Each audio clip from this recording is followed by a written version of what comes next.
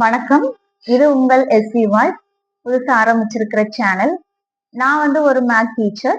கிட்டத்தட்ட ஒரு 10 வருஷமா ஸ்கூல்ல மேத் டீச்சரா ஒர்க் பண்ணேன்.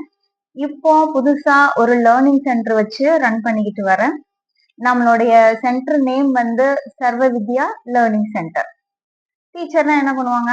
ஏதோ வீடியோஸ், சப்ஜெக்ட் வீடியோஸ் போடுவாங்க. அந்த மாதிரி தான் நினைப்பீங்க. அப்படிலாம் இல்ல.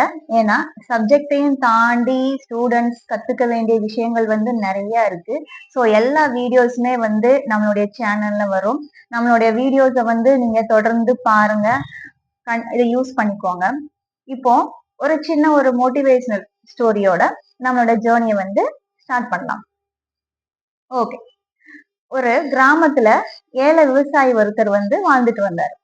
அவர் வீட்ல இருந்து கொஞ்சம் தூரமா இருக்கிற கிணத்துல அவர் போய் தண்ணி எடுத்துட்டு வர்றத வழக்கமா வச்சுட்டு இருந்தாரு. அதுக்கு அவர்கிட்ட ஒரு 2 மண்பானைகள் இருந்துச்சு.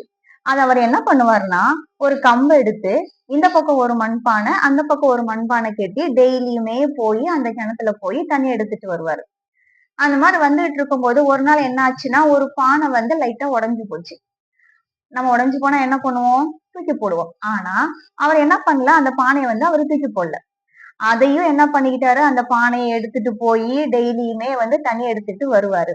உடைஞ்ச பானையில இருந்து என்ன பண்ணும்? வீட்டுக்கு வர்ற பாதி வழியிலேயே அந்த பானையில இருக்கிற தண்ணி எல்லாம் கொட்டி போயிரும். இத பார்த்துக்கிட்டு இருந்த அந்த பக்கத்துல இருந்த பானை என்ன சொல்லுச்சுன்னா, உன்னால யாருக்குமே யூஸ் இல்ல. டெய்லியும் அந்த விவசாயி அங்கே இருந்து தண்ணி எடுத்துட்டு வர்றாரு. ஆனா வீட்டுக்கு வர்றதுக்குள்ளேயே அவ்வளவு தண்ணியும் கொட்டி போயிருது. உன்னால அவருக்கு ரொம்ப கஷ்டம். யாருக்குமே யூஸ் இல்ல அப்படின்ற மாதிரி அந்த இன்னொரு பானை கேலி பண்ணி சிரிக்குது. உடனே அந்த பானை அழ ஆரம்பிச்சிருது. இத பார்த்த விவசாயி, நீ ஏன் அழற அப்படின்னு சொல்லி கேக்குறாரு. அதுக்கு அந்த பானை சொல்லுச்சு, நீங்களும் டெய்லியும் என்னை எடுத்துட்டு போய் தண்ணி எடுத்துட்டு வர்றீங்க. ஆனா நான் வர்ற வழியிலேயே தண்ணி எல்லாம் கொட்டி போகுது. என்னால யாருக்குமே எந்த யூஸ் இல்ல அப்படின்ற மாதிரி அந்த பானை அழ ஆரம்பிக்குது. அப்போ உடனே அந்த விவசாயி என்ன பண்றாரு, அந்த பானையை எடுத்துட்டு போயிட்டு அந்த சாலை ஓரங்கள்ல நடந்து போய் காட்டிக்கிட்டே போறாரு.